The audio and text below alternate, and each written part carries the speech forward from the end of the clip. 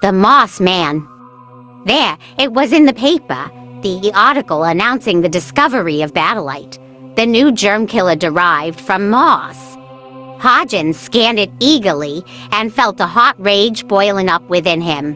The newspaper attributed the discovery entirely to Alvin MacReady, with only a slight mention of the fact that one Hodgins, even the name was misspelled, had served as the great man's assistant. It had always been that way for the last 20 years, Hodgins felt.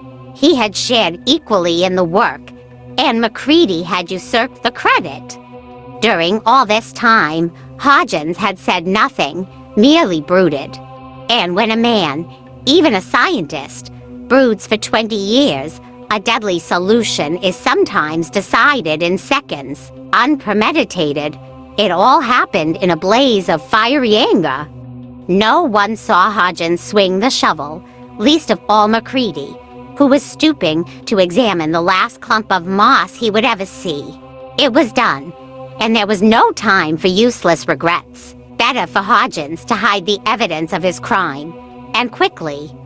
The spot was ideal for his purpose, a hidden hollow about 100 feet from the laboratory which the two men had shared for so long. There, it was done, and the hole he had dug was filled in hastily. Hodgins threw a few clumps of moss over the roof, knowing that it would help to hide the signs of digging. It was funny, in a way, MacReady, the great expert on moss, and now it marked his tomb. It was a morbid fascination that drew Hodgins back to the scene of his crime the next day. Curious, the way that patch of moss he had laid seemed to have moved, at least 6 feet nearer the laboratory. And he was positive that it hadn't possessed that strange shape before, with that roughly shaped protuberance at one end, almost suggesting a human head. Strange, the way moss could grow. It called for scientific study, and Hodgins determined to return the next day for further observations. The following morning found the odd patch of moss 10 feet nearer the laboratory. It seemed to have grown strange, bristly tufts at the round end, the head end, almost like hair. And as the days passed, he noted a peculiar growth, appendages that seemed almost like arms and legs. And always, that steady, relentless creeping towards the laboratory. Yes, the moss grew. Hodgins could hear it growing. What else could explain those sounds of stealthy motion behind the closed door? And later, there were other noises, sounding almost like panting breath. It was at this point that Hodgins started laughing at himself.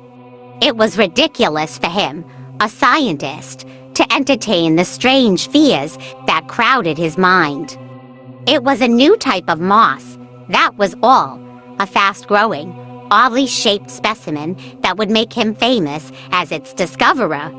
Then why did his heart beat faster as the sounds from the closed room grew in intensity? Why was he trembling at that clumping noise, like muffled footsteps coming nearer, nearer? That creak. It was the door opening. And the last thing that Hodgins ever saw was a monstrous green thing on the threshold, a green thing in the weird shape of a man, arms outstretched to grasp him. The end.